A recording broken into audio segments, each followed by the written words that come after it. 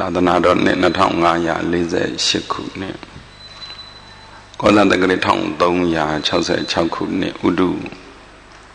ဝတ္တန္တမိုးဥဒုမိုးတွင်ကာလတော်တဲ့လမ်းပြီးကျော်12ရက်ပေါ့2004ခုနှစ်10လပိုင်းအောက်တိုဘာလ10ရက်နေ့နက်နဲ့တွင်ရန်ကုန်တိုင်းမော်ဘီမြို့နယ်မော်ဘီမြို့အဝတ်ချောင်းကြီးရွာဓမ္မဒုဒဇေတဝန်တော်ရစေကိနာရမအကြောင်းတိုက်ကြီးအတွင်၌ဆင်ရင်ကျင်းပပြုလုပ်အပ်တော်ဝါတွင်3ရက်စခန်းပေါ့တောက်ကြစနေတနင်္ဂနွေပေါ့ဒါဆိုရင်တနင်္ဂနွေနေ့ဖြစ်သွားတရားပွဲအနေနဲ့ကတော့ဒါဆို9ပွဲမြောက်ပေါ့တရားစခန်းပွဲ၌ဟောကြားအပ်တော်မနာလို့မဖြစ်တော့ဘူးတဲ့ပါတယ်လေဖြစ်ဘူးလားမနာလို့တာတွေပါတယ်ကိုကိုဖြစ်လို့ဖြစ်မှလည်းသိပါအောင်ခဏအာယုံစံအလူနေစွမ်းအလူညနေအဖျော်ရည်အလူအနေနဲ့ဥရဲ့အောင်မိုးဒေါက်တာတော်ဖြူဖြူဦးသားရဲမြတ်သူမိသားစုတို့ကလူတန်းလို့ဘုရားအမှုရှိတဲ့တန်ခါတော်အရှင်မြတ်တွေကိုဆုံးခဲပွဲပေါ်စဉ်ချိုချင်ရတာအဖျားပြလို့ဆက်ကလူတန်းအပရိသတ်တွေကျွေမေယောဂီတွေကိုလူတန်းကုသိုလ်ကောင်းမှုပြုဒါနသီလသမထဝိပဿနာကုသိုလ်ကောင်းမှုတွေပြုပွဲပေါ့လေမနာလို့စိတ်ထဲမှာဦးဇင်းတို့လေတရားရှိရင်တော့မနာလို့မဖြစ်တော့ဘူးပေါ့မနာလို့ဆိုတာကအိတ်တာပေါ့ဒေါသအိတ်တာမစ္စရိယကုတ်ကုတ်စတကယ်ပြောတော့အနာခံကြမှာပေတာပါ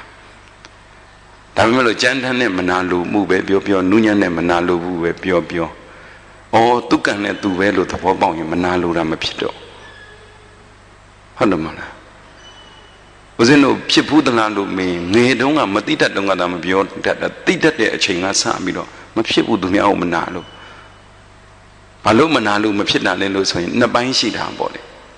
တစ်ပိုင်းကကံရဲ့အကျိုးကိုယုံကြည်လို့မနာလို့ဖြစ်တာကတစ်ပိုင်းဟိုအနာဂတ်ဖြစ်သွားလို့မနာလို့မဖြစ်တော့တာပြောတာမဟုတ်ဘူးနော်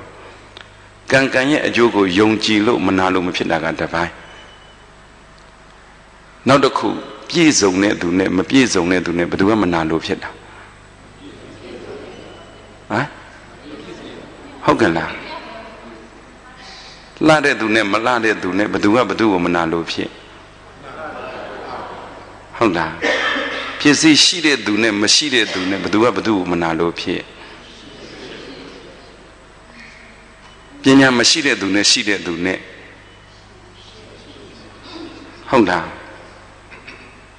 ဝေယဝဆလုံနိုင်တဲ့သူနဲ့မလုံနိုင်တဲ့သူနဲ့ဟိုတခြားစီးပွားရေးလူမှုရေးဘာရေးညာရေးတွေကိုမနာလို့ဖြစ်တာကတော်သေးတယ်ကုသိုလ်လုပ်ရင်းနဲ့ကိုငါကြတာမလုပ်ရဘူးငါကြတာမပြောရဘူးငါကြတာမကန်ရဘူးဖြစ်တယ်ဟုတ်လားနှစ်ပိုင်းရှိပါတယ်ကံရဲ့အကျိုးကံရဲ့အကျိုးကိုမယုံကြည်သေးလို့မနာလို့ဖြစ်တာကတစ်ပိုင်းမပြည့်စုံလို့ကိုနေရာတကာလိုက်ပြီးတော့မနာလို့ဖြစ်နေတာကတစ်ပိုင်းဦးဇင်းတို့လေကံရဲ့အကျိုးကိုယုံကြည်တယ်ဆိုတာကတန်တရာပေါင်းမရောက်ခင်ကတော့ဘယ်တလောက်ကြီးပဲယုံကြည်မှာဘယ်တရားနဲ့မတွေ့ရသေးတယ်တော့ဘယ်ယုံကြည်မှာတကယ်ယုံကြည်ရင်မနာလို့တာဖြစ်ကိုမဖြစ်ဘူးသူကံနဲ့ကိုယ်ကံနဲ့အဲ့လောက်သိရင်ကိုမနာလို့မဖြစ်ဘူးဒါပေမဲ့အစကတည်းကကိုယ့်ဟာကိုယ်ကြည်နဲ့တယ်ကိုယ့်ဘဝကိုကိုယ်ကြည်နဲ့တယ်ကိုယ်ပညာရေးကိုကြည်နဲ့တယ်ကိုယ်လူမှုရေးကိုကြည်နဲ့တယ်ကိုယ်မျက်ခွက်လဲအဲ့တော့ကိုယ်မျက်နှာကိုကြည်နဲ့တယ်ကိုယ်မျက်ခွက်လဲဘယ်တန်းတော့သူခွက်ကြီးဖြစ်လာတော့ကိုယ်လည်းမတတ်နိုင်ဘူးလေဟုတ်လားကိုမကြည်နဲ့တဲ့သူကသူများကိုမနာလို့ဖြစ်တာတရားကြိုက်တယ်လို့ထိုင်မှာကြိုက်တယ်လို့ရက်ကြိုက်တယ်လို့အားထုတ်ကြိုက်တယ်လို့အေးပါလေကြိုက်တယ်လို့ထုတ်လုပ်နေကြတာပဲဒီလူတွေလည်းဘုန်းကြီးမျိုးတဲ့တော့တရားဟောတယ်ဟာအေးရောဘုန်းကြီးမရှိလဲနေတာတယ်လို့နေပါကြိုက်တယ်လို့တရားနဲ့နေပါဒါပေမဲ့အဖြေကတော့မနာလို့တတ်တယ်ရော့သွားပြီကင်းသွားရင်ဘယ်လောက်ကောင်းလဲမလို့အနာဂံလीဒေါသအိတ်တမစ္စရိယကုတ်ကုတ်ဆာအနာဂံကင်းသွားဘယ်လောက်ကောင်းလဲအမှန်ကတော့စိတ်ဆိုးတယ်ဆိုတာကနော်မကြည်မနဲ့စိတ်ဆိုးတာကတစ်မျိုးနှစ်မျိုးလို့စိတ်ဆိုးတာကတစ်မျိုးမနာလို့ကစိတ်ဆိုးတာကတစ်မျိုး ကိုမဟုတ်တာလုံးပြီလို့စိတ်ဆိုးတာကတစ်မျိုးဒါလေးတော့ပြန်ပြောအောင်မှဖြစ်မှာဟိုတရားဟောရကနေဒီဘက်ပြေးတော့လျှောက်ပြေးလာတာဟောမယ်လို့ကောင်းတယ်မရှိဘူးဒီကြမှာတရားနာမည်ကထွက်သွားတာမနာလို့မဖြစ်တော့ကသူများ3နာရီထိုင်နိုင်တယ်ကိုကမထိုင်နိုင်ဘူးထိုင်နိုင်တဲ့လူကိုချီးမွမ်းမှလားမနာလို့ဖြစ်မှာလားဟမ်တို့ညောင်းခံနေတာကိုနဲ့ပါဆိုင်တော့ဟုတ်တယ်မဟုတ်လားအဲ့ဒါကိုကကြားငါမထိုင်နိုင်ငါမထိုင်မလို့သူတို့များထိုင်နေတာတော့သွားရောမကြည်မနဲ့ဒေါသနဲ့လည်းပဲဖြစ်တယ်စိတ်ဆိုးတာကကိုပစ္စည်းကိုနှမျောတွန့်တိုလို့လည်းပဲမစ္စရိယနဲ့ဖြစ်တယ်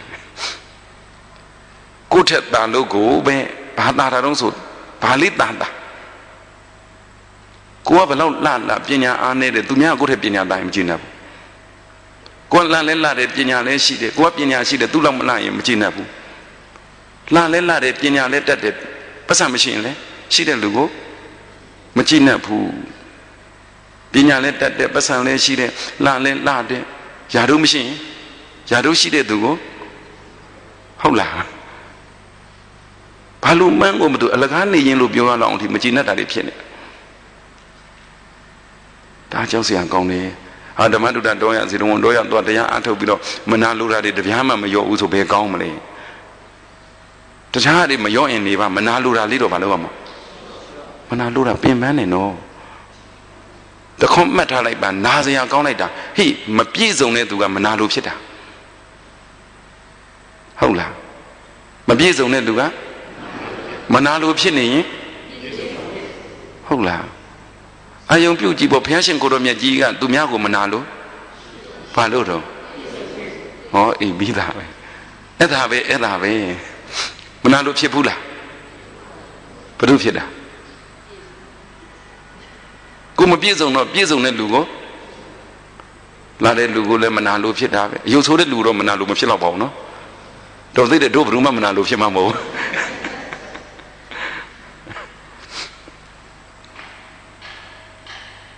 လာတဲ့သူကိုသာမနာလို့ဖြစ်ကြတာရုပ်ဆိုးတဲ့သူကိုမနာလို့ဖြစ်ခဲ့တယ်ရုပ်ဆိုးတဲ့သူကိုတွားဖြစ်တယ်ဆိုရင်ရုပ်ဆိုးပြီးတော့ပညာတတ်နေရင်လည်းပဲမနာလို့ဖြစ်ပြန်ရောကိုယ်ထက်သာတယ်ဆိုပြီးတော့ရုပ်ကလည်းဆိုးတယ်ပညာလည်းမတတ်ဘူးဆိုမနာလို့ဖြစ်ဖို့မလွယ်ဘူးဒါပေမဲ့ရုပ်ကလည်းဆိုးတယ်ပညာလည်းမတတ်ဘူးဒါပေမဲ့ပတ်စံကြတော့ရှိနေတယ်အဲ့ဒီကြတော့လည်းမနာလို့ကဖြစ်ပြန်ရောဒီလိုတွေကိုမနာလို့အဖြစ်ခံရင်လားအယုတ်လည်းဆိုးတယ်ပညာလည်းမတတ်ဘူးပတ်စံလည်းမရှိဘူးယာဒူးလည်းမရှိဘူးဆိုရင်ဘယ်သူမှဟုတ်လားဒါနဲ့မနာလို့မဖြစ်အောင်အဲ့လိုဖြစ်ချင်တယ်ဗော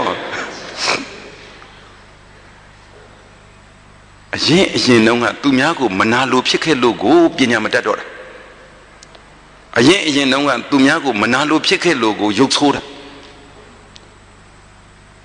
အရင်တုန်းကသူများကိုမနာလို့ဖြစ်ခဲ့လို့ကိုပစ္စည်းမရှိတာအရင်တုန်းကသူများကိုမနာလို့ဖြစ်ခဲ့လို့ကိုလူရမဝင်တာတို့ကြောက်စရာကောင်းတယ်ဟုတ်လားအရင်ဘဝတွေကမသိတဲ့အလျောက်မလိမ္မာတဲ့အလျောက်နားမလဲတဲ့အလျောက်မိုက်တဲ့အလျောက်ဘာပဲပြောအရင်ကသူများကိုမနာလို့ဖြစ်ခဲ့လို့ကိုနော်ပတ်စံနဲ့ပတ်သက်ပြီးမနာလို့ဖြစ်ခဲ့ရင်ကိုမွဲမှာပဲရုပ်ရည်နဲ့ပတ်သက်ပြီးမနာလို့ဖြစ်ခဲ့ရင်ကိုရုပ်ဆိုးမှာပဲပညာနဲ့ပတ်သက်ပြီးမနာလို့ဖြစ်ခဲ့ရင်ကိုပညာမတတ်မှာပဲကုသိုလ်လုပ်တာချင်းတော့သူများကိုမနာလို့ဖြစ်နေကိုလည်းကုသိုလ်လုပ်ခွင့်ရမှာမဟုတ်တော့ဘူးယာရုနဲ့ပတ်သက်ပြီးမနာလို့ဖြစ်ခဲ့ရင်ကိုယာရုမရဘူးဘယ်တော့မှလုပ်ခဲ့တာကြောင့်အရင်တော့ကဆိုတာဘယ်ဘဝအရင်တော့ကဆိုတာဘယ်နှစ်အရင်တော့ကဆိုတာဘယ်လအရင်တော့ကဆိုတာဘယ်ရက်မနေ့ကထိပြီးခဲ့တဲ့တစ်ပတ်ကပြီးခဲ့တဲ့လကပြီးခဲ့တဲ့နှစ်ကပြီးခဲ့တဲ့ဘဝကိုခဏထားရင်ပြီးခဲ့တဲ့အချိန်မှာမနာလို့ဖြစ်ခဲ့ရင်ကိုယ်စီးပွားရေးပိတ်တယ်ကိုယ်ပညာရေးတွေပိတ်တယ်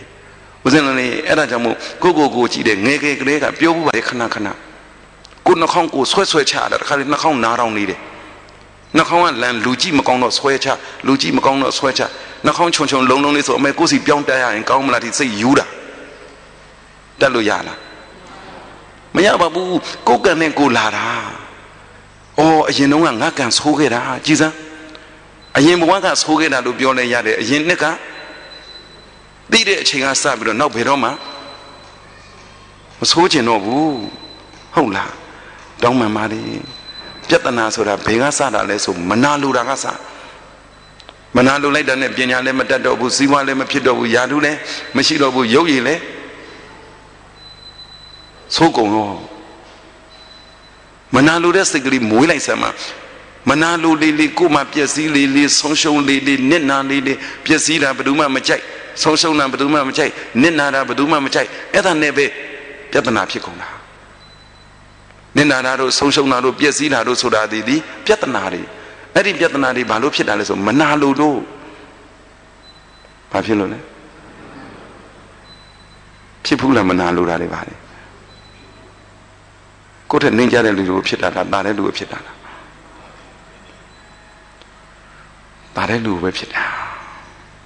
တာတဲ့လူပဲဖြစ်တာပျက်စီးတယ်နော်တို့ကြောက်စရာကောင်းတယ်ထင်ရင်လို့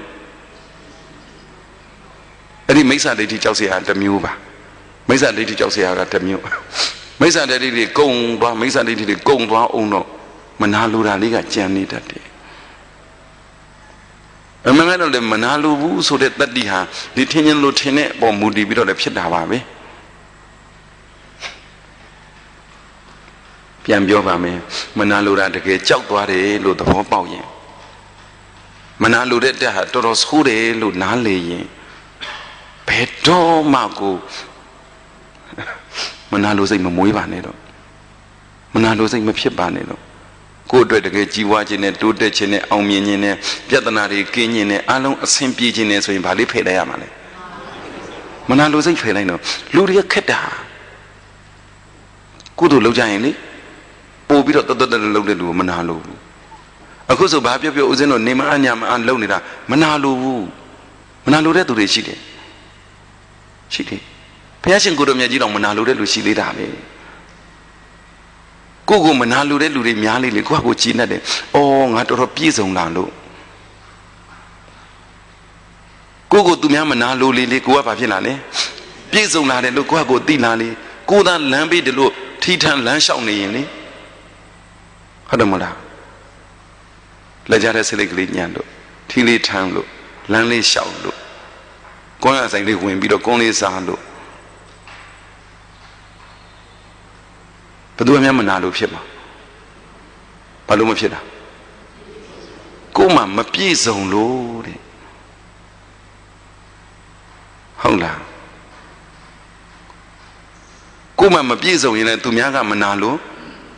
လာမဖြစ်ဘူးကိုကမပြည့်စုံရင်သူများကိုသာမနာလို့ဖြစ်တာဟောကိုကပြည့်စုံတဲ့ပြည့်စုံလာရင်သူများကိုကမနာလို့မဖြစ်တော့ဘူးကိုသာသူများကမနာလို့ဖြစ်မှာသဘောဝတရားကြီးကအဲ့လိုကြီးနော်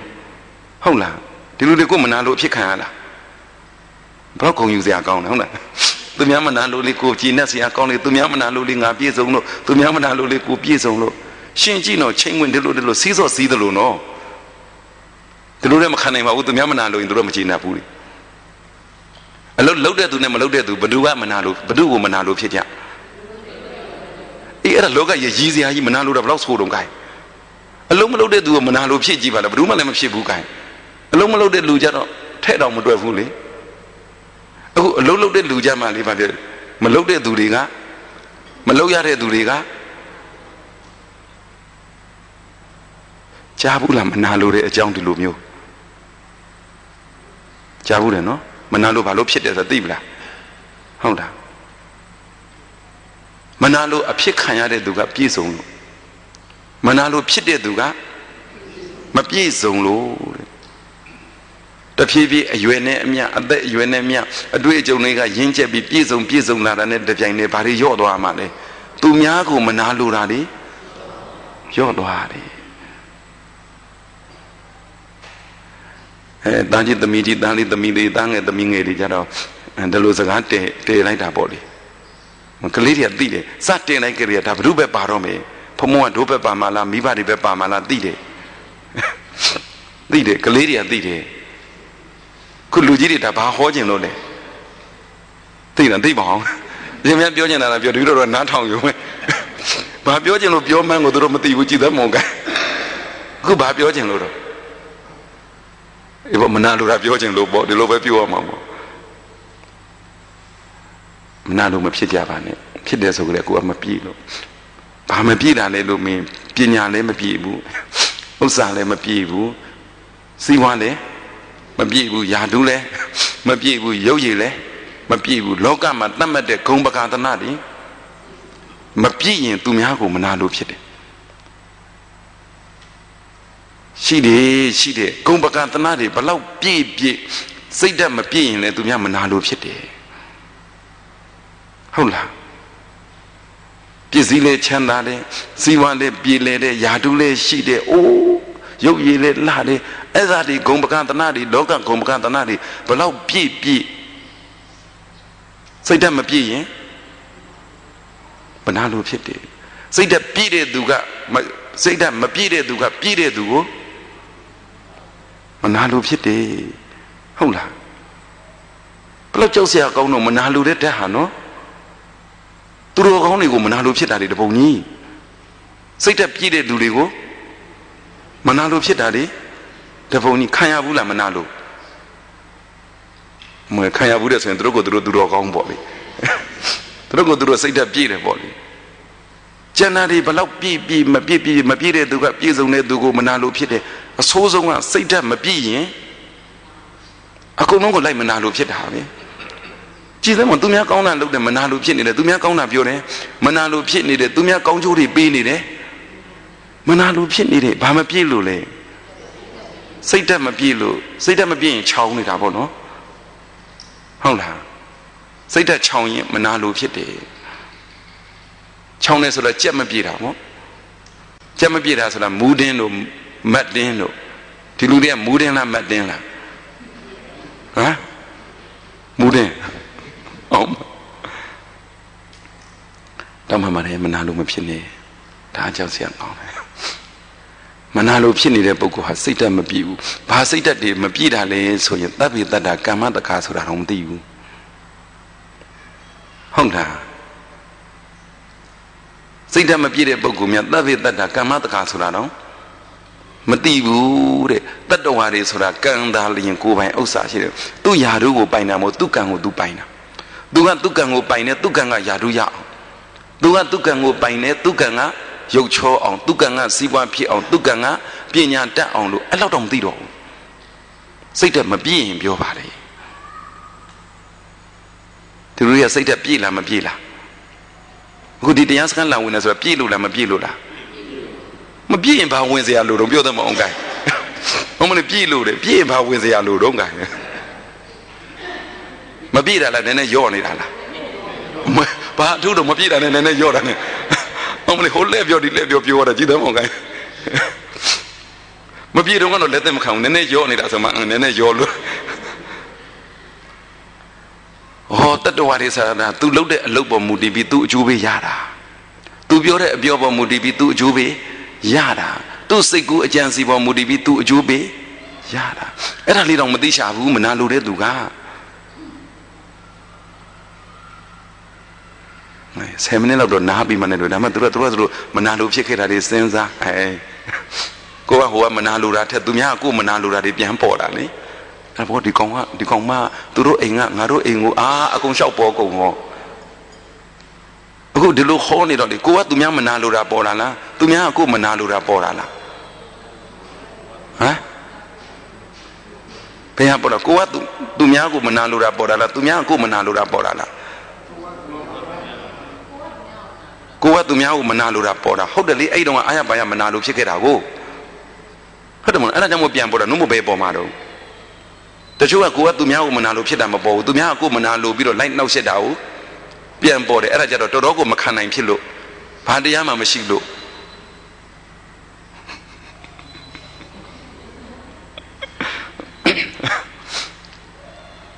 တလောကလုံးမှာကြောက်စရာအကောင်းဆုံးရှုပ်နေတဲ့ပြဿနာတွေဟာမနာလိုမှုပဲ လောကကြီးရှုပ်တာနဲ့မနာလိုမှုပြဿနာရှုပ်တာနဲ့မနာလိုမှုစိတ်ရှုပ်တာနဲ့မနာလိုမှုဟိုမိစ္ဆာဒိဋ္ဌိလို့ခေါ်တဲ့ထင်ရင်လို့ထင်တယ်ကမှသူ့ဟာသူအေးအေးဆေးဆေးထင်ရင်လို့ထင်ပြီးလှုပ်ချင်လို့လှုပ်တာကသူ့ဟာသူရှောရှောရှူရှူဟုတ်တယ်မလားအခုဒီလူတွေနဲ့ကိုထင်ရင်လို့ထင်ပြီးကိုလှုပ်ချင်လို့လှုပ်နေကြတော့သူ့ဟာသူရှောရှောရှူရှူမဖြစ်ဘူးလားဖြစ်တာဒီကောင်းလည်းဖြစ်တယ်လို့မနာလိုတာကြတော့ဘာနဲ့တူတုံးဆိုတော့လေ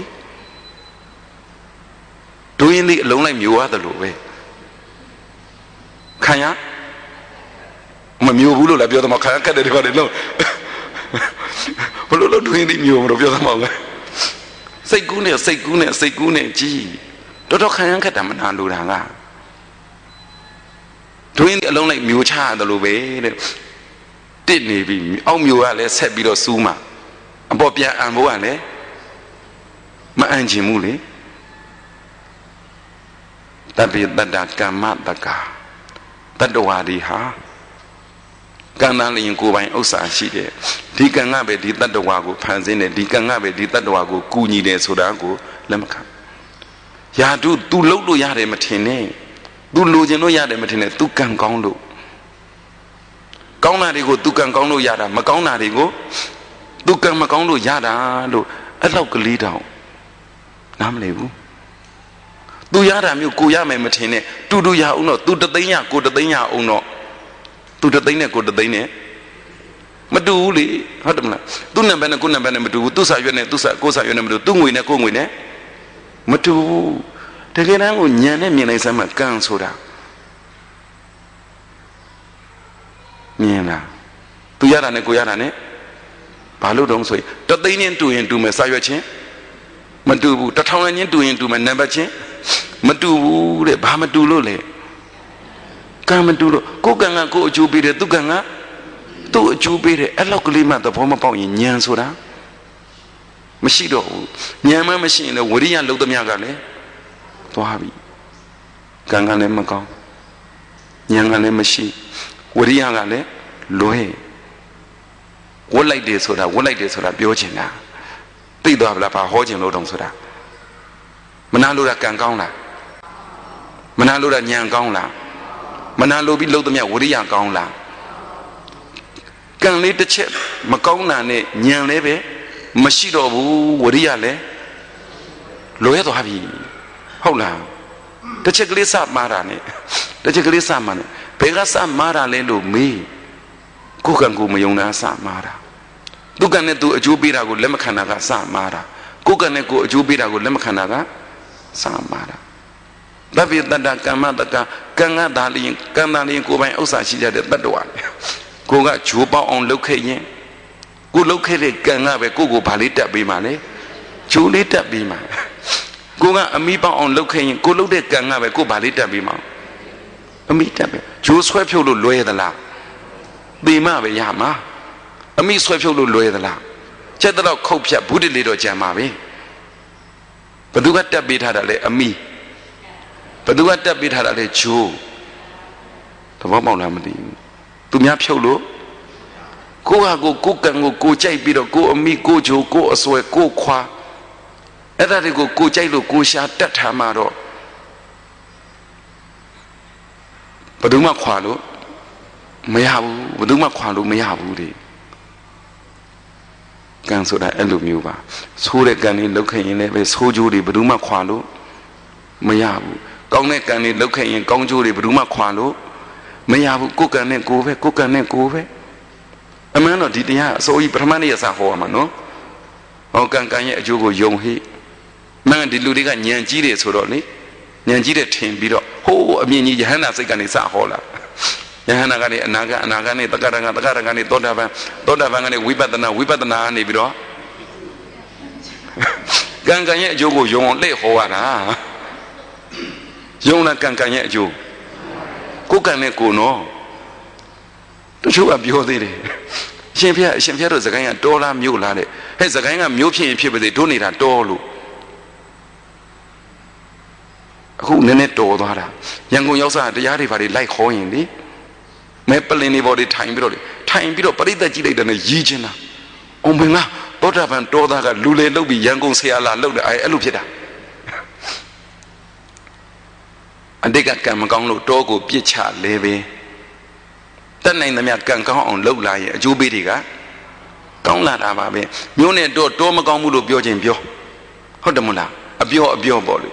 အရေးကြီးတာကတောကမကောင်းတာမျိုးကမကောင်းတာမဟုတ်ဘူးကိုလှုပ်တဲ့အလုပ်ကကောင်းတာမကောင်းတာပါပဲအချိန်မိပါသေးတယ်ဘာဖြစ်သေးလဲအရင်တော့ကလှုပ်ခဲ့တဲ့ကံတွေမကောင်းလို့အကျိုးပေးတွေမကောင်းဘူးအခုလည်းမကောင်းဘူးအကျိုးပေးမကောင်းတာတွေလာအောင်မှဆိုတာလည်းရှိသေးတယ်အဲ့ဒါကိုကိုကဘာလုပ်လဲပြင်လိုက်တော့ဘာကောင်းအောင်ပြင်ပါလဲကံကောင်းအောင်ပြင်နဲ့ကံကောင်းအောင်မပြင်ဘူးဆိုရင်မလှုပ်ခဲ့တဲ့ဆိုးလှုပ်ခဲ့တဲ့ကံမကံဆိုးတွေကအကျိုးပေးမှာအဲ့ဒီကံမကောင်းလို့လဲဝတ်လိုက်တယ်ကံမကောင်းလို့လဲဒုက္ခရောက်တယ်ကံဆိုတာကဘာနဲ့တူလဲဆိုတော့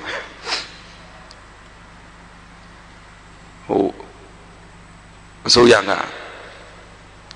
အိမ်တိုင်းကိုမမွေးမနေရဆိုပြီးခွေးမွေးခိုင်းမွေးမလားမမွေးဘူးလားမမွေးမနေရလေမွေးရမှာခွေးကောင်းလေးတွေမွေးမလားခွေးယူလေးတွေမွေးမလားဟမ်ဘာဖြစ်လို့တော့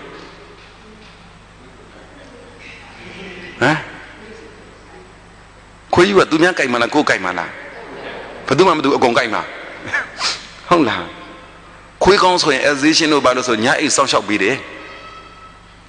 ရတဲ့ရွာနဲ့ဆွဲသွားအမလေးအကောင်ကြီးထိတိမာမာကြီးနဲ့ဆိုအမလေးဟိတ်နဲ့ဟန်နဲ့ဆိုရင်ကျန်တဲ့ခွေးတွေကြောက်တယ်ကိုယ်လာမကြိုက်ရဲဘူးကိုယ်ကြိုက်မဲ့ခွေးကတော့ကိုယ်လာမကြိုက်ရဲဘူးကိုယ်မှခွေးကောင်းရှိရင်တမင်အစိုးရကတအိမ်တကောင်အ ਨੇ ဆုံးမမွေးမနေရဆိုရင်ခွေးကောင်းမွေးမလားခွေးယူမွေးမလားဘာလို့ခွေးယူမမွေးတာခွေးကောင်းတကောင်နဲ့တော်မလားကိုတက်နိုင်တဲ့လောက်မွေးလိုက်တခိုးဆောင်တာကတကောင်ကိုထိုင်ရနေမထားဘဲနဲ့ဟေးဆိုတာနဲ့သတင်းစာလေးကြိုက်ချီပေးတာကတကောင်အစိုးရကအဲ့ဒါလို့တအိမ်တကောင်တအိမ်နှစ်ကောင်ခွေးမမွေးမနေရလို့မတတ်မှတ်တော့လဲပဲဓမ္မတဘာဝတရားကြီးကကံဆိုးကံကောင်းတွေမမွေးမနေရလို့တတ်မှတ်ထားတယ်ဟုတ်လားကံနေမပြုတ်မနေရကံနေမပြောမနေရကံနေမကြံစီပဲနဲ့မနေရလို့တဘာဝဓမ္မကြီးကဘာလုပ်ထားလဲတတ်မှတ်ထားတယ်ကိုခွေးကိုအကောင်းထင်ပြီးတော့မွေးထားဆွဲသွားတရေတများများနဲ့ယူနေတာကိုလည်းမကြည့်မိဘူးရတဲ့ဆွဲသွားမိပြီဆိုတော့လေအဲ့ဒီခွေးယူအနံ့ရတာနဲ့တရွာလုံးခွေးတွေတင်တော့ဝိုင်းပြီးတော့ဘာလုပ်ကြတာလဲကြိုက်ကြတာဟောင်ညတာကိုဆွဲသွားတဲ့ခွေးကခွေးကောင်းလားခွေးယူလားပြန်ကြည့်ခွေးကောင်းဆိုရင်ကြည့်နော်ခွေးကောင်းဆိုရင်ကိုနောက်ကလိုက်တာလားရှက်နေသွားတာလားအဲ့တော့တန်ချိုးလေးနဲ့ level ချိုးလေးနဲ့ကိုကဆွဲသွားရင်ခွေးကောင်းကရှေ့ကနေသွားတာထောင်းနဲ့ဘယ်သူမှမကိုက်အောင်အန်တရယ်ကင်းအောင်သူလုပ်ပြီးတယ်ခွေးယူဆိုရင်မဆွဲဘူးတာကြာနာပဲနောက်ကလည်းသူတို့စိတ်ထဲမှာပေါ်တာကတရေတများများနဲ့နောက်ကနေလိုက်လာလှဲ့ကြည့်အောင်ကိုခွေးကယူနေလားလို့အကုသိုလ်ဆိုတာခွေးယူပါအကုသိုလ်ဆိုတာခွေးယူပါခွေးယူဆိုတာဒီသခင်မန်းနဲ့မသိဘူးဘေးလူမန်းနဲ့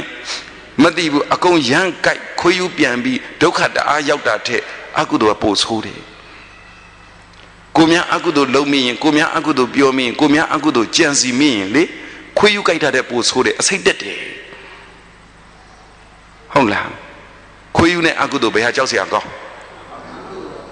ဒါပေမဲ့ခွေးယူနဲ့တော့နေမယ်ပေါ့ခွေးယူလဲကြောက်စရာကောင်းတယ်အကုသိုလ်လဲကြောက်စရာကောင်းတယ်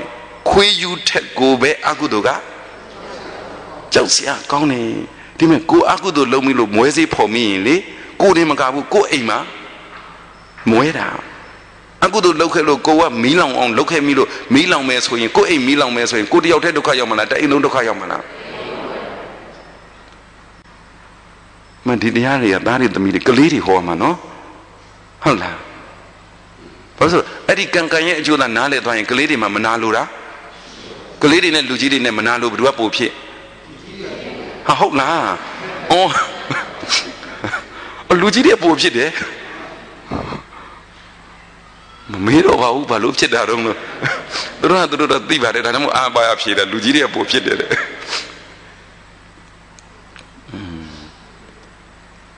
အကုသိုလ်ဆိုတာခွေးယူတဲ့ဆိုပါတယ်အဲ့ဒါလောက်ကိုလေသဘောပေါက်ရင်အကုသိုလ်ခွေးယူကိုမတို့ခြင်းမမြင်ခြင်းမကြည့်ခြင်းမမွေးခြင်းတို့အကုသိုလ်ကိုလှုပ်ခြင်းစိတ်ကိုမရှိတော့ဘူးအဲ့ဒီစိတ်ကလေးများဝင်သွားရင်လေတရားစခန်းလာရသူနှက်သွားပြီဟုတ်လားခုတရားအထုတ်တဲ့ထိုင်ပြီးတော့အထုတ်တဲ့မှတ်တယ်ရှုတယ်အထုတ်ဘလောက်အဆင်ပြေလို့ထိုင်လိုက်တဲ့ဇိမ်ကြတဲ့အဆင်ပြေတဲ့တနာကြီးအသာလေးပဲနှစ်နာရီအသာလေးပဲသုံးနာရီအသာလေးပဲလေးနာရီလည်းအသာလေးပဲအိုးအသားကိုလေးရောဟုတ်လားရေးကြည့်တာအကုသိုလ်ကိုကြောက်ဖို့အကုသိုလ်ကိုခွေးယူထက်ကိုကြောက်ဖို့အကုသိုလ်တာကိုလှုပ်လိုက်မိမယ်ဆိုရင်နောင်ဘဝတင်ခဏတာဒီဘဝတင်ဂျိုပေါက်တယ်ဟုတ်လားနောင်ဘဝဂျိုပေါက်မှကြောက်တာလားဒီဘဝဂျိုပေါက်မှကြောက်တာလားဟမ်လူတွေကြောက်နေတာကနောင်ဘဝဂျိုသွားပေါက်မှကြောက်တာအခုအကုသိုလ်နှလုံးသွင်းမကောင်းတော့ဒီဘဝမှာတင်ဂျိုပေါက်တဲ့လူမရှိဘူးလားရှိတာဟိုဟာလဲခွေးလိုက်ခြင်းဒီဟာလဲခွေးလိုက်ခြင်းဟိုတဲ့လဲဝင်ပါခြင်းဒီထက်လဲဝင်ပါခြင်းငါမခွေမရတော့ဘူးထင်ပြီးတော့ဘာလုပ်နေကြတာဟုတ်လားခွေနေကြတာလူတွေနော်ဟိုဘဝနောင်ဘဝကြမှာဂျိုးပေါက်တာကိုခဏထားလိုက်ဒီဘဝကူကလူမြင်ရတဲ့ဂျိုးနဲ့မမြင်ရတဲ့ဂျိုးနဲ့ဘယ်ဟာကြောက်စရာကောင်းပထမဦးဆုံးပေါက်တာကမမြင်ရတဲ့ဂျိုးအရင်ပေါက်တာဒေါသအိတ်တာမက်ဆီရီယာကုတ်ကုတ်စာမနာလိုတာလဲဂျိုးပဲမနာလိုတော့ကိုယ့်ကိုအေးအေးနေလားဝင်ခွေလားဟမ်ခွေတယ်မနာလိုတာနဲ့တပြိုင်နက်သူတာတဲ့သူပျက်စီးရပျက်စီးကြောင်းသူတာတဲ့လူဒုက္ခရောက်ကြောင်းအကလုံးဘာလုပ်နေတော့တာလဲဝင်ခွေနေတော့တာပဲစိတ်ကူးနဲ့လဲခွေနေတဲ့ပါဇက်ပြောနဲ့လဲခွေနေတဲ့အမူအရာတွေနဲ့လဲခွေနေတဲ့ကာယကံဝစီကံမနောကံတွေခွေနေတယ်မှတ်ထားလိုက်ပါဂျိုးပေါက်မှာကြောက်စရာကောင်းတယ်ဆိုတာနောင်ဘဝလားခုလားဟုတ်လားဒီမစီးပွားရှာစမ်းမှာဘယ်တော့မှဂျိုးမပေါက်ခံနဲ့ဘယ်သူမှမနာလို့မဖြစ်နဲ့ကြားဖို့တယ်မဟုတ်လားသမုဒ္ဒရာကြီးဘယ်သူတောက်ကုန်မလားဟုတ်လားသမုဒ္ဒရာကြီးဘယ်သူတောက်မကုန်ဘူးဖောက်တယ်တွေဘယ်လောက်လူဟုတ်လားတချို့ဈေးဆိုင်တွေဖောက်တယ်လူကြတယ်နော်အဂျိုးနဲ့ခွေတာပေါ့သမုဒ္ဒရာကြီးဘယ်သူတောက်မကုန်ဘူးဖောက်တယ်တွေဘယ်လောက်လူမကုန်ဘူးလူနာတွေလဲဟုတ်လားလူနာတွေမကုန်ဘူးလားအေးဘထက်တော့ဒိုးမှာလေwater circulation အနေနဲ့လာအောင်မှာကိုကောင်းလိုက်ပျောက်သွားလိုက်ပြန်ဖြစ်လိုက်ပြန်လာလိုက်ဆယ်တန်းကသင်ခဲ့ရတယ်မလား water circulation ကဟုတ်တယ်မလား water circle အနေနဲ့အဲ့လိုနဲ့မှတ်ထားမကုန်ဖောက်တယ်လေမကုန်ဘူးလူနာလဲပြန်ပြောလေအရှင်ဖေယောဂီတွေလဲဟိုတချို့ယောဂီလူတယ်ယူလူတယ်ဘယ်သွားတရားစခဟာဘယ်ဝင်ဘာလို့ဝင်လာတော့ငါစီဝင်ပြီးမှတော့ပြောလိုက်စမ်းမသမုဒ္ဒရာကြီးဘယ်သူမှတောက်မကုန်လို့ယောဂီလေမကုန်ဘူးဒါနဲ့ဘယ်မှာဝင်ဒီမှာဝင်ပြီးရင်ဒီမှာပဲဝင်လို့မဟုတ်ဘယ်တရားစခန်းသွားဝင်တရားစခန်းဝင်တာဝင်ဟုတ်လား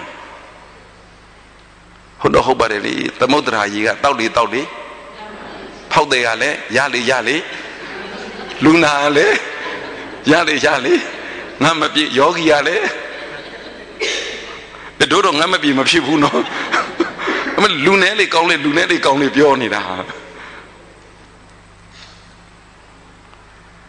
တပိတ္တကမ္မတကကံကတတ္တဝါတွေကိုဖန်ဆင်းပါတယ်ဟုတ်တယ်နော်ကံကတတ္တဝါတွေကိုဖန်ဆင်းနေလူဖြစ်အောင်လဲကိုယ်ကံကဖန်ဆင်းတာနတ်ဖြစ်အောင်လဲကိုယ်ကံကဖန်ဆင်းတာအပယ်လေးပုံရောက်အောင်လဲကိုယ်ကံကဖန်ဆင်းတာတတ္တဝါတွေကိုဘယ်သူကဖန်ဆင်းတယ်လဲကံကိုဘယ်သူကဖန်ဆင်းတယ်လဲဟုတ်တယ်မလားတတ္တဝါတွေကြတော့ကံကဖန်ဆင်းတဲ့တတ္တဝါတွေကိုအဲ့ဒီလှုပ်တဲ့ကံပြောတဲ့ကံစဉ်းစားတဲ့ကံကြတော့ကောင်းအောင်ဘယ်သူကဖန်ဆင်းတယ်လူအထာနထမနတိဇာနာတိတိမနုဿောကုသလံမနတိဇာနာတိတိမနုဿောကောင်းတယ်မကောင်းမှုသိတာလူမှန်တယ်မမှန်မှုသိတာလူအကျိုးရှိတယ်မရှိဘူးသိတာလူ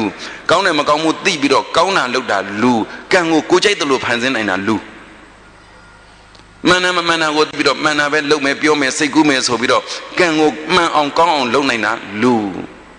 အကျိုးရှိတယ်မရှိဘူးသိပြီးတော့အကျိုးရှိတာကိုပဲလုပ်နိုင်ပြောနိုင်ကြံနိုင်တာဒီလူကံကိုဘယ်သူကနိုင်လဲလူကနိုင်တယ်လူကကံကိုနိုင်တယ်ကံကတတဝါကိုနိုင်တယ် ရှင်းလားခုပြောတာဒီလူတွေကတတ္တဝါတွေလားလူတွေလားအေးဗောလေဒီနေ့ရ3ရက်ကတော့လူပေါ့ကံကောင်းနေတာကိုကံကောင်းနေကြီးပဲလုံနေတဲ့လူကံကောင်းနေကြီးပဲပြောနေတဲ့လူကံကောင်းနေကြီးပဲစိတ်ကူးနေတဲ့လူမှန်တာတွေဟုတ်တာတွေကောင်းတာတွေကြီးပဲလှုပ်ပြောကြံနေရင်လူတဲ့အဲ့ဒါလို့မှမဟုတ်ရင်ကံကဆွဲခေါ်တာနောက်ဒလွတ်လွတ်ပါသွားရင်တတ္တဝါကံကခိုင်းနေကံကမင်းဆင်းရဲလိုက်အောင်ဆိုပြီးတော့အိုးကံပေါ့အစင်မပြေလဲပါနဲ့ကံပေါ့ဆင်းရဲလေကံပေါ့လို့အဲ့ဒါလိုမျိုးကံပေါ့ကံပေါ့ကံပေါ့ကံပေါ့နဲ့လုံနေတာဒီကံရဲ့ကျိုးဆွဲရကိုခံနေတဲ့တတ္တဝါတွေဗုဒ္ဓမြတ်စွာသာသနာဆုံးမတာကသဗ္ဗေတ္တကမ္မတကကံစီမံရာအတိုင်းလို့ခေါင်းငိမ့်ခံဖို့မဟုတ်ဘူးနမိုင်းကွဲသွားပါတယ်ကံစီမံရာငိမ့်ခံနေတဲ့ပုဂ္ဂိုလ်ကတစ်မျိုးကံကိုကောင်းအောင်ပြုပြင်နေတဲ့ပုဂ္ဂိုလ်ကတစ်မျိုးဘယ်နှမျိုးရှိလဲဘယ်ဟာဖြစ်လဲခုဒီလူတွေကဘယ်ဟာဖြစ်လဲကံကိုဘာလုပ်ပြရမှာလဲပြုပြင်ပေးမှလူဖြစ်မှာကံစီမံမှန်တာကံစီမံရတာငြိမ့်နေရင်အဲ့ဒါဘာဖြစ်မှာတတ္တဝါလုံးမနေပါနဲ့တတ္တဝါလို့သာခေါ်လိုက်ဟုတ်လားသဘောပေါက်လားခုပြောတာသူတော်ကောင်းတို့ဉာဏ်နဲ့စဉ်းစားပါပုဂ္ဂိုလ်တတ္တဝါလူဆိုတာမရှိဘူးလို့ပြောကြတယ်ဒါပေမဲ့ဒီလိုဂျိုးပေါက်အောင်ဒီလိုစိတ်တူအောင်ဒီလိုမနာလို့ဖြစ်အောင်ကြည်ကံနေမကောင်းတဲ့ကံတွေကနေဆက်တွန်းလိုက်တာ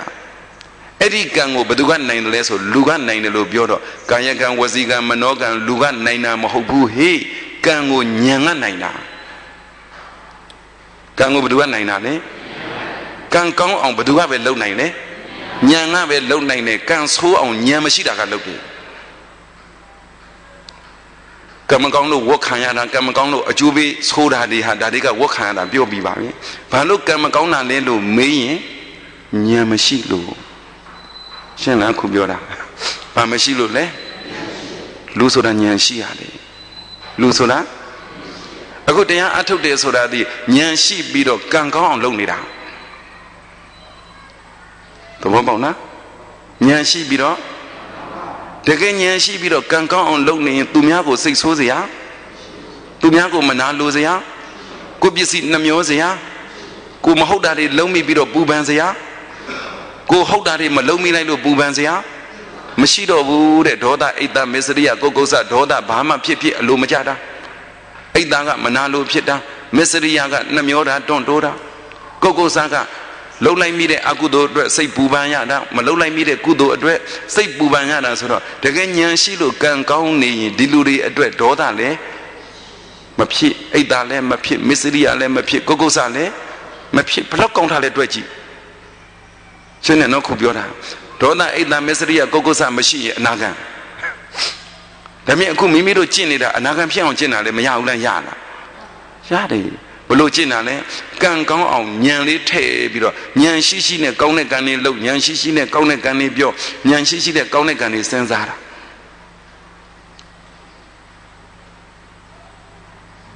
ခုပြောတာနားလည်တယ်နော်ခုတရားအထုတ်တယ်ဆိုတာဘာရှိရမှာဝိပဿနာဆိုတာဘာလဲဉာဏ်ရှိပြီးတော့လုပ်ဉာဏ်မရှိတာမလုပ်နဲ့ဉာဏ်ရှိပြီးတော့လုပ်သမျှဟာကံကောင်းနေပြီကောင်းနေပြီတအားကောင်းနေပြီဉာဏ်ရှိပြီးတော့လုပ်သမျှဘလို့ဒီဉာဏ်ရှိပြီးတော့လုပ်သမျှကံကောင်းတယ်လေဆိုတော့လူတယ်အနေပဲလူမနေကပဲလူခိုးအရင်ကပဲလူခဲ့တာတွေကိုပြန်ကြည့်လူရနဲ့ပတ်သက်ပြီးပြောရင်လူပဲပစ္စည်းလဲလိုတယ်အလူကံပုဂ္ဂိုလ်လဲလိုတယ်လူရဲ့စိတ်စေတနာနဲ့လို့တယ်ဘာပြောလူဝယ်ပစ္စည်းလည်းရှိတယ်အလူကံပုဂ္ဂိုလ်လည်းရှိတယ်လူတဲ့စိတ်စေတနာလည်းရှိလို့လူလိုက်ပြီဆိုရင်ခြေနဲ့တာပေါ့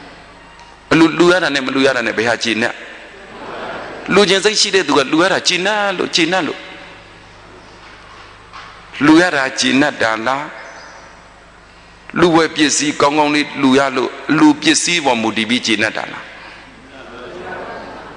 ဟမ်ခရစ်ဆုံးလူတယ်ဆိုပါစို့ပေါ်ဆံမွေးလေးကော့နေတာပဲချက်ထားအမေလေးကိုလူနဲ့နေပေါ်ဆံမွေးလေးဟောမချက်လိုက်တယ်ကိုင်းဆန်ချမ်းကိုလူနဲ့ကြမှာဆန်ချမ်းကြီးချက်တာတွေ့ရင်ကျင့်တတ်မလားဟမ်မကျင့်တတ်ဘူး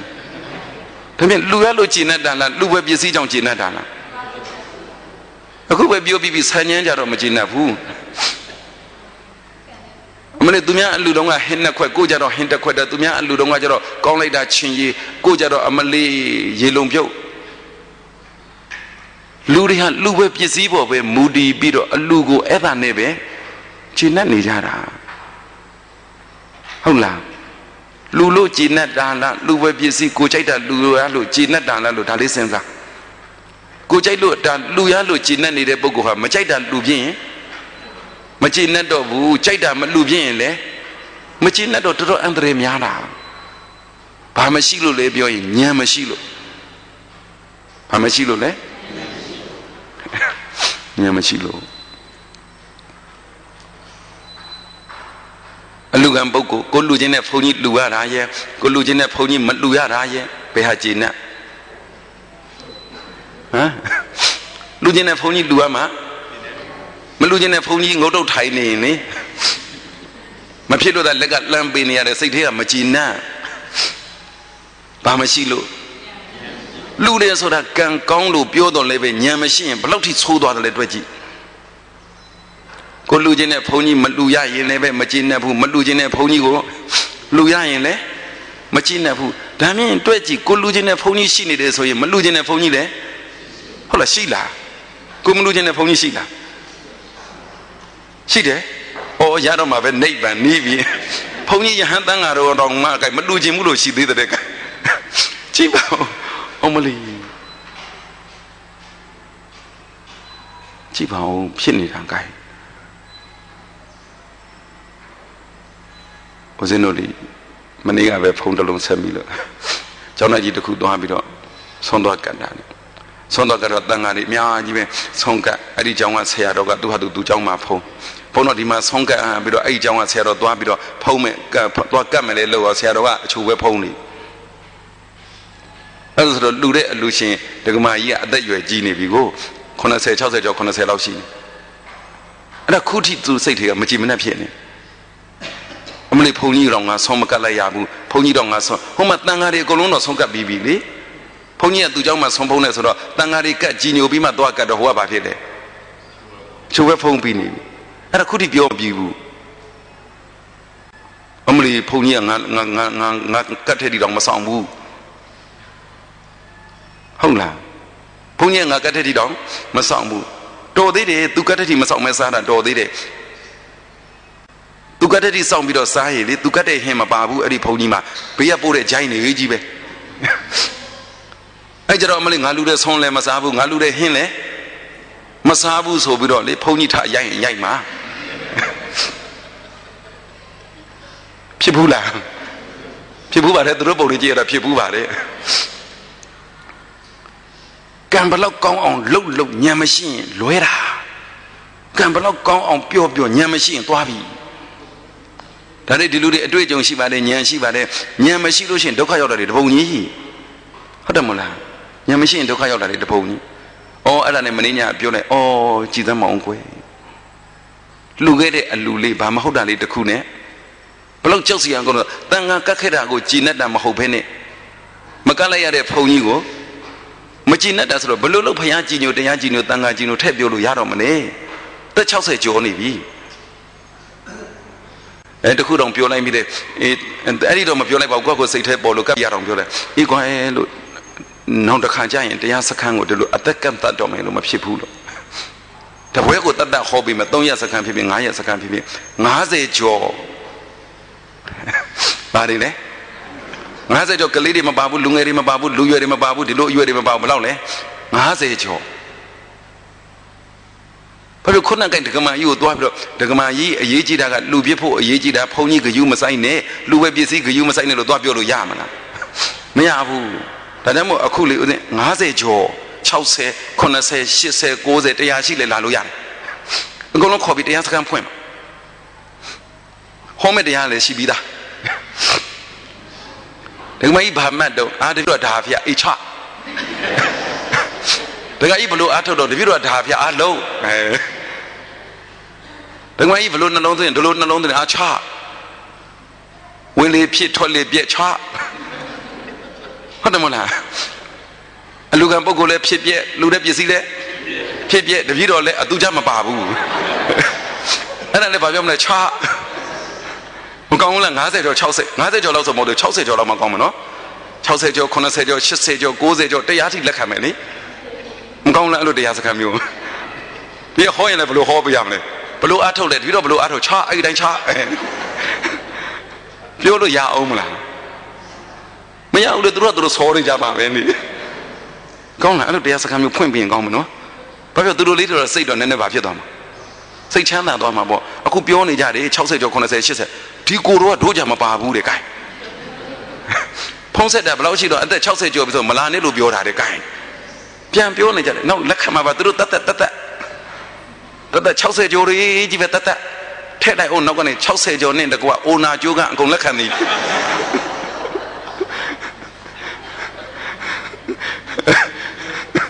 တို့ဂုံတို့တွေဝိသေသတွေပါထည့်ပေးအောင်ဟိုလိုတော့မရောက်လေနားမကြသိခံပါအဲ့လိုတော့လုပ်ရမယ်နားမကြလို့တော့ကိုဟောလို့မဖြစ်ဘူးလေအော်ကံဘလောက်ကောင်းအောင်လုပ်တယ်ပြောညံမရှိရင်အကုန်ဒုက္ခရောက်တာလူတဲ့ပစ္စည်းကြောင့်ဝမ်းမသာစမ်းမှနဲ့အလူကံပုဂ္ဂိုလ်ကြောင့်လည်းဝမ်းမသာစမ်းမှနဲ့လှူလိုက်ရတာလေးကြောင့်ပဲဝမ်းသာစမ်းမှတဲ့လှူလိုက်ရတာလေးကြောင့်ဝမ်းသာပြန်ရင်လည်းအဲ့ဒီဝမ်းသာယုံလေးနဲ့လည်းမကြည်နဲ့နေတယ်ဝမ်းသာစရာအာယုံဝမ်းသာတာလေးကိုပဲကြည်နဲ့နေနိဗ္ဗာန်ဆိုတာမပေါ်ဘူးတဲ့ကိုဝမ်းသာတာကိုကြည်နဲ့လဲလှူပြီးရင်ဝမ်းသာမှာပဲသူ့ကိုကြည်နဲ့တဲ့နဲ့ဂယုမဆိုင်လဲပဲဝမ်းသာတာကဖြစ်နေမှာပဲတဲ့ဘာလေးပဲဂယုဆိုင်ရမှာလဲဆိုရင်ဟိုဟာလဲဂယုမဆိုင်နဲ့ဒီဟာလဲဂယုမဆိုင်နဲ့နိဗ္ဗာန်မှာတပါတခြားဟာကိုဂယုမဆိုင်နဲ့ဟုတ်လားနိဗ္ဗာန်မှာတပါတခြားဟာကိုဂယုမဆိုင်နဲ့နိဗ္ဗာန်ကိုဂယုဆိုင်ပုံဆိုင်နည်းတွေပြောခဲ့တာတွေအများကြီးပါခဏပြောချင်တာကတော့ကိုလှုပ်တဲ့နာဉာဏ်ရှိနဲ့လှုပ်ကိုပြောတဲ့နာဉာဏ်ရှိနဲ့ပြောကိုစိတ်ကူးတဲ့နာဉာဏ်ရှိနဲ့စိတ်ကူးဉာဏ်သာရှိရင်ကံလည်းကောင်းတယ်နိဗ္ဗာန်လည်းရောက်တယ်ဉာဏ်မရှိတဲ့သူတွေကလူဝဲပစ္စည်းကိုမက်တတ်ကြတယ်ဉာဏ်မရှိတဲ့သူတွေကအလူကံပုဂ္ဂိုလ်ကိုမက်တတ်ကြတယ်ကိုကြိုက်တာကိုမက်နေတတ်ကြတယ်ဟုတ်လားကိုကြိုက်တာမက်ရင်ကိုကြိုက်တာမဲ့ရင်ကိုကြိုက်တာကဘာလဲလို့မေးကြည့်ကိုမိုက်တာကဘာလဲလို့မေးကြည့်လောကီတွေကဟာတွေကိုပဲမက်နေတာပဲတဲ့လောကီတွေကဟာတွေကိုမက်နေသမျှနိဗ္ဗာန်ဆိုတာဘလို့မှမရနိုင်ဘူးကဲအလူလိုက်တော့ပီတိလေးဖြစ်တယ်အဲ့ဒါကိုမက်เสียလားမက်ပြီးတော့ပီတိကိုစံစားတာရဲ့ခံစားတာရဲ့မမက်ဖက်နဲ့ပီတိကိုခံစားတာရဲ့ဘယ်ဟာကပိုအရသာရှိဟမ်မမဖဲနဲ့ခံစားတာရဲ့မက်ပြီးတော့ခံစားတယ်ဘယ်ဟာကအရသာရှိကဲပြောဘယ်ဟာအရသာရှိကဲကြိုက်ကိုဘက်ကတထုံကြိုက်ကိုဘက်ကကျွဲခေါ်သည်ပါလာမယ်ပြန်လာရင်ဟိုနေ့ဒီလမ်းခွေနေတရားသွားခေါ်မှာကဲရော့ကျွဲခေါ်သည်တလုံးဆိုပေးလိုက်ပြီကြိုက်ကိုကကျွဲခေါ်သည်ကြိုက်ကိုကကျွဲခေါ်သည်ဆိုတာနဲ့အရသာဘယ်လိုဖြစ်မလဲအချိုးလားချိုးလားချိုးတယ်ဟုတ်နော်စားလို့ချိုးတာလားသိယုံနဲ့ချိုးနေတာလားကဲဒါမြင့်ကျွဲကောသည်ခွဲပြီးစားကြည့်လိုက်ဘယ်လိုနေမလဲကိုထင်တယ်လို့တော့မဖြစ်ဘူးဟုတ်လားကိုစိတ်ကူးနဲ့ကိုကြတော့တအားဘာဖြစ်နေတာလဲချိုးနေတာကိုစိတ်ကူးနဲ့ကိုကဘာဖြစ်လဲတအားချိုးနေတာတကယ်ပီတိကိုခံစားတဲ့အခါမှာကိုကြိုက်ကိုမက်တာနဲ့ကြတော့တအားကိုဘာဖြစ်လဲချိုးနေတာတဲ့မက်တာတွေကြိုက်တာတွေမပါဘဲနဲ့ပီတိလေးနဲ့နေကြည်စမ်းမှာတကယ်ချိုးတဲ့အရာဒါအဲ့ဒီကြမှာတွေ့လိုက်မယ်ဟုတ်လားအခုလောကမှာကိုကြိုက်တာလေးလူကိုကြိုက်တာကိုကြည်ညိုတဲ့ဘုန်းကြီးကိုလူကိုကြိုက်တဲ့ပစ္စည်းလေးလူရရင်မချိုးလားချိုးလားတကယ်အချိုးဟုတ်ကြလားမဟုတ်ဘူးတဲ့အဲ့ဒီမက်တာတွေကြိုက်တာတွေမပါဘဲနဲ့ပီတိမျိုးမှာအရာဒါရှိတာနိဗ္ဗာန်ဟာမက်လို့လေမရဘူးကြိုက်လို့လေမရဘူးမမက်ဖဲနဲ့မကြိုက်ဖဲနဲ့တွေ့ရမယ်နိဗ္ဗာန်အာယုံမျိုးမှာမှဖြစ်တဲ့ပီတိကပိုးချိုတာနားလေစေခြင်းမှတဲ့သဘောပေါက်စေခြင်းမှနဲ့ကံကောင်းအောင်ဘာရှိရမှာလဲဉာဏ်ရှိရမှာအခုဘာအလုတ်မလုတ်ခင်ဉာဏ်ရှိဘာအပြောမပြောခင်ဉာဏ်ရှိဘာလေးစိတ်ကူမကူခင်ဉာဏ်ရှိအဲ့ဒီဉာဏ်ရှိနေလုတ်သမျှပြောသမျှစိတ်ကူသမျှတွေအကုန်လုံးကုသိုလ်ကြီးပဲဖြစ်နေတယ်ဘယ်တော့ကောင်းနိုင်မလို့ဟုတ်လားကိုရမီကိုလောက်တာတွေကဉာဏ်ရှိပြီးလောက်တာလားရမ်းလောက်တာလား ဟုတ်ရမ်းလောက်တာတော့မဟုတ်ပါဘူးဒါတော့ကုသိုလ်တွေလုပ်နေမှာပေါ့ဉာဏ်ရှိပြီးလုပ်တာပါရမ်းလောက်တာမဟုတ်ပါဘူးဉာဏ်ရှိပြီးလောက်တာရဲ့ရမ်းလောက်တာရဲ့ရမ်းလောက်တာတဲ့ဖယ်လိုက်ဒါကတော့မကောင်းဉာဏ်ရှိပြီးလောက်တာရဲ့ကောင်းမဲ့ထင်လို့လောက်တာရဲ့ဘယ်နှမျိုးနှစ်မျိုးဒီလူတွေကဘာလုပ်ဟမ်ကောင်းမဲ့ထင်လို့လုံနေတာပဲဉာဏ်ရှိတဲ့သူဆိုတာကကောင်းမဲ့ထင်လို့လောက်တာမဟုတ်တော့ဘူးကောင်းတယ်လို့မြင်လို့ကိုလုံနေတာဟုတ်လားဒါမြင်လူတယ်ဆိုတာကောင်းတယ်ထင်လို့လူမှလားကောင်းတယ်မြင်လို့လူမှလားဟုတ်လားသိကြလားကောင်းတယ်မြင်တာကလူပဲဝတ္ထုလားကောင်းတယ်မြင်တာကအလူခံလားကောင်းတယ်မြင်တာကအကျိုးပေးပီတိလားမဟုတ်ဘူးအလူဆိုတာကကောင်းတယ်ဆိုတာဘာလို့လဲမြင်ပြီးသားသိပြီးသားမို့လို့လူတာဆိုဘယ်တော့ကောင်းနိုင်မလို့တွက်ကြည့်ပေါ့ကံကောင်းမကောင်းဉာဏ်ရှိတာကပိုင်းပါတယ်ဉာဏ်သာရှိသွားရင်နဲ့ဝိရိယလည်းမလွဲတော့ဘူးတဲ့ဉာဏ်မရှိရင်တော့ဝိရိယကလွဲတယ်တချို့ကြိုးစားကြတယ်ဟိုတနေ့ကပဲပြောခဲ့တယ်ဘယ်လောက်ထိကြိုးစားတယ်လို့မေးရင်နွားနို့ညစ်တယ်ဆိုပြီးတော့နွားရဲ့နို့ကိုမညစ်ပဲဘာညစ်နေတာမညစ်ဘူးလားညစ်လားနွားနို့ထွက်လားဒီလိုလည်းတရားအမထုတ်လားထုတ်လားတရားကအထုတ်ဖို့အရေးကြီးတာလားအကျိုးရဖို့အရေးကြီးတာလားအာသာထုတ်နေတဲ့အကျိုးမဖြစ်ပေါ်ဘူးဆိုရင်အဲ့ဒီပုဂ္ဂိုလ်အာထုတ်တာလွဲနေပြီဟုတ်တယ်မလားလွဲနေပြီအဲ့ကြတော့အာရပါရထအာထုတ်လွဲပြန်ကြည့်လေဂျိုးကြီးအာရပါရညစ်နေလို့ဘယ်ဖြစ်မှာတော့ဟဲ့အဲ့ဒီဟာဂျိုးကြီးနွားနို့မထွက်ဘူးနွားနို့ညစ်တယ်ဆိုတာနွားနို့ညစ်ရတဲ့ဂျိုးပြောင်းညစ်ပြောင်းချင်လားကိုအာထုတ်နေကြပဲဘာလုပ်နေပါလဲထုတ်ချင်နေကြတယ်ကိုညစ်နေကြပဲညစ်ချင်နေကြတယ်မတတ်နိုင်ဘူးအတင်းအဓမ္မတွန်းကန်ပြောမှလေဟောဟုတ်သားပဲဆိုကြည့်လိုက်တော့ဂျိုကြီးလည်းဖြစ်နေရောပြောင်းညစ်လိုက်တယ်ရေလေးဆွဲလိုက်အသားလေးဆွဲချလိုက်ရေလေးဆွဲလိုက်အသားလေးဆွဲချလိုက်နွားမီဟုတ်လားထွက်လာနွားနို့ဩအခုဒီလူလည်းဂျိုညစ်နေတာလားနွားမီညစ်နေတာလားအခုတရားစခန်းဝင်ရတာစိတ်ချမ်းသာရဲ့လားစိတ်ကြည်ရဲ့လားအခုတော့ကင်းရဲ့လားကိုထင်လို့ထင်သေးလားတရားစခန်းမှာရမ်းလောက်တာတွေရှိသေးလားရှိတော့ဘူးအိမ်ချမှာလားအိမ်ထိအမြဲကောင်းကျိုးတွေရသွားရင်ဒါနွားနို့ထွက်တယ်ခေါ်တယ်ဟုတ်လားတချို့ကညံမရှိရင်ဘလို့ကြောက်စရာကောင်းလဲဆိုရင်အာထုတ်တာဟာလေတရားကြီးတရားဒီလိုပေါ့မဟုတ်ပြီလို့ဘက်မှာပေါ့အိုးတစ်ပင်နေစိုက်ထားတာပန်းပင်နေခုနကနှင်းစီပင်နေတွေ့တယ်မို့လားခုနကနှင်းစီပင်ပြိုခင်းနေနဲ့စိုက်ထားတာအဲ့လိုမျိုးခြံကြီးကအကျဲကြီးနှင်းစီပင်နေ1000-2000လောက်ရှိတယ်စိုက်ထားတာတောရိပ်တောင်ရိပ်မှာသွားပြီးတော့နှင်းစီပင်တွေအေးများနဲ့နေပူလေးခံပြီးတော့အဲ့လိုစိုက်ထားတဲ့အချိန်သူကမြောက်တွေမွေးထားတာမြောက်တွေလည်းလိမ်ပါတယ်စကားလည်းနားလေတယ်နေတိုင်းနှင်းစီပင်ဆိုတာရေလောင်းပြရတော့ညနေအေးရေလောင်းပြရတော့မှာခဲ့တဲ့မြောက်တွေကိုဟစ်ကောင်လေးမြောက်တွေအများကြီးအကောင်350လောက်ရှိနားလေတယ်ဟစ်ကောင်လေးငါခရီးသွားမလို့2ညအိတ်လောက်မင်းတို့တစ်ပင်နေကြည့်ပြီးရေလောင်းထားလိုက်နှင်းစီပင်နေပေါ့ရောမြောက်တွေကသူတို့သခင်ခိုင်းနေသူတို့လည်းစကားနားလေတော့အေးလောင်းမယ်ပေါ့လောင်းမယ်ဆိုတော့ကြည်တယ်သူတို့စိတ်စဉ်းစားကြည့်တယ်နှင်းစီပင်ဆိုတာကမြေကြီးကခွက်ထားတာလားမြေကြီးကမို့ထားတာလားအခြေရဟမ်ဆိုင်လည်းမဆိုင်ဘူးနဲ့အမလီအဲ့ဒါသူတို့စဉ်းစားကြည့်တယ်လောင်းထည့်လိုက်ရင်ရေကကြားပဲဟိုဖြစ်မှာလေတော့ကြရေလောင်းထည့်လိုက်ရင်မြေကြီးထဲဝင်ပြီးမြေကြီးကလည်းစုပ်သွားအောင်ပါလေအမြင့်ကြီးပဲရေကိုရရင်ဘယ်တော့ကောင်းနိုင်မလဲအဲ့တော့မြောက်တွေကဘာလုပ်လို့ဆိုတော့ရေပုံတွေဆွဲချလာနှင်းစီပင်ကိုဒီလိုမလောင်းမှုဆွဲနှုတ်လိုက်တယ်အမြင့်ကိုရေထဲထည့်လိုက်တယ်ဝါလောက်ပြီဆိုမှသူပြန်ထိုးထဲဒီတပင်လဲအဲ့လိုရေထဲစိမ့်လိုက်တယ်ဒါမှပူဝါမှာဟုတ်တယ်မို့လားရေလောင်းတယ်ဆိုတာကမြေကြီးဆိုဖို့လားအမြင့်စုပ်ဖို့လားအမြင့်စုပ်ဖို့ဆိုတော့သေးသေးချာချာရအောင်လို့ဘာလို့လဲဆွဲနှုတ်လိုက်တယ်ရေပုံနဲ့စိမ့်လိုက်တယ်ပြန်ဆိုင်တယ်တညနေပြီးသွားအစင်းကိုပြေးလို့ညနေနောက်နေ့မနေ့ကျတော့လည်းပြန်နှုတ်ပြန်မနေ့တစ်ခါနောက်နေ့ညနေကျတော့လည်းပြန်နှုတ်ပြန်ဟောသူတို့သခင်ပိုင်ရှင်လည်းပြန်လာရော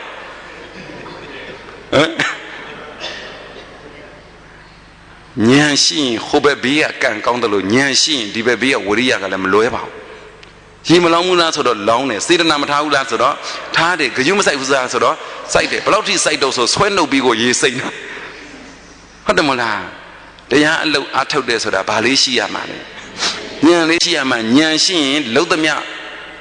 ကံကောင်းတဲ့ကုသိုလ်ဉာဏ်လေးရှိရင်လုံးသမျှဝိရိယလည်း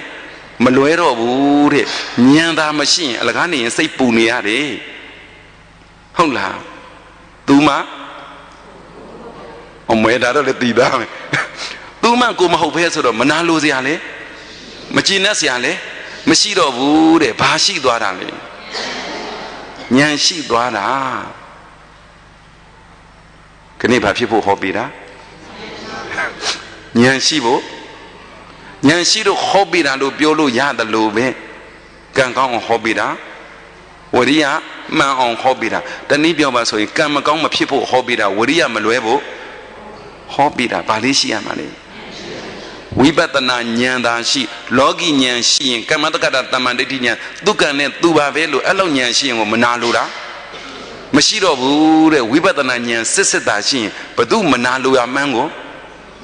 မသိတော့ဘူးတဲ့တဘောပေါက်လားမသိဘူး